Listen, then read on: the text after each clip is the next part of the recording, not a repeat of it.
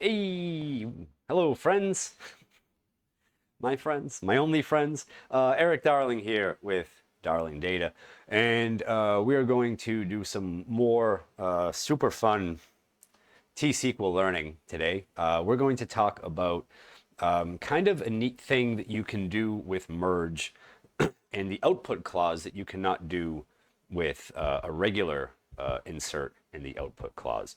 So I hope that is majestically entertaining for you uh, as you take time out of your busy day and schedule to watch this video.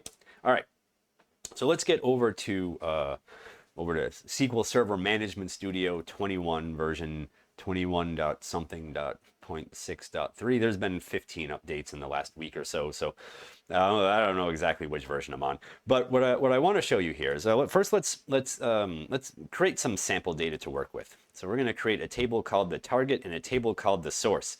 Don't ask me where I got these clever naming conventions from, because it took a whole lot of really, like I needed to hire a muse. There was a lot of creative work, effort that went into those.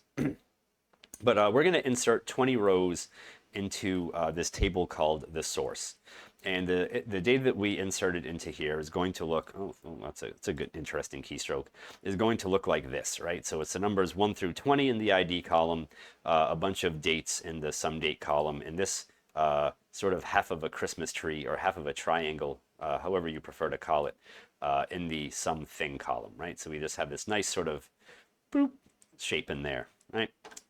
Pythagoras would be proud. What's that? It's a triangle. Nope, it's a bloop shape.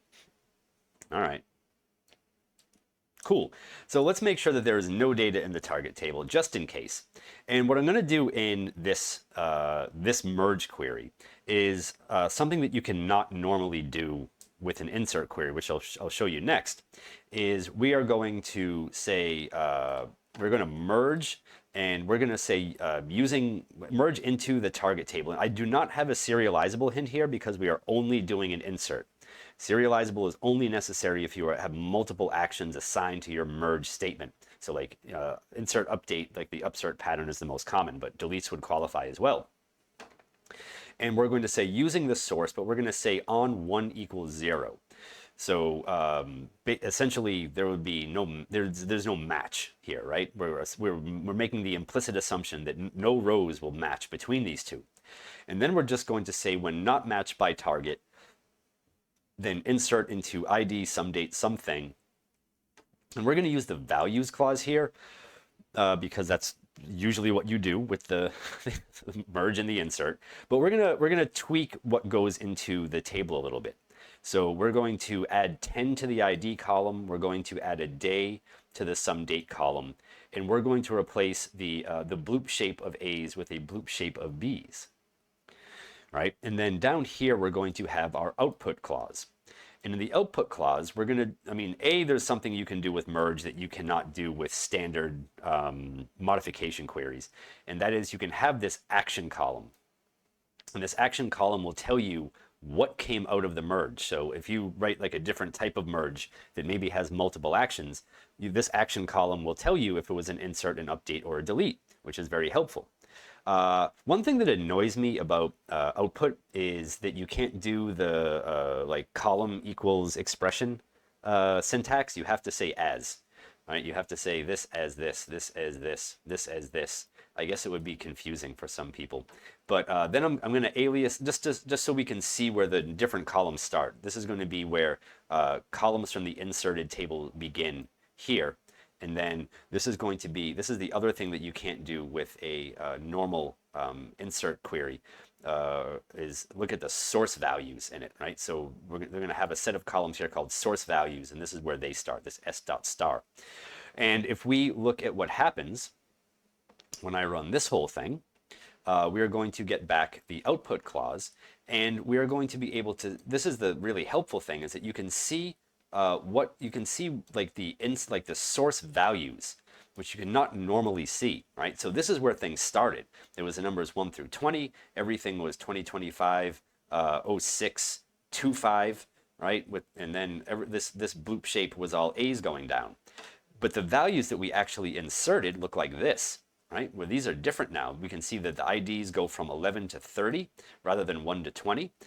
Some date is all 626 rather than 625. And our bloop shape has taken on the form of all B's rather than all A's. So this has a lot of interesting uses, I think, that not a lot of people sort of get into, especially because as you write more and more complicated processes that use merge, you might need to have visibility into this stuff, and you might even want to output this stuff to a different table to sort of retain a history of things as well. But notice that if we try to do this same thing with a normal insert, and we write our output clause, this thing has a little squiggly under it. And even though this little squiggly thing should come from here, SQL Server is not able to, I guess, look forward enough to output values from this, right? We're not able to look in here and output any values from that. So this will just give us an error, right? SQL Server will say no, we can't do that. The column prefix TS does not match with the table name or alias name, even though it's right here. But SQL Server is not able to get into that.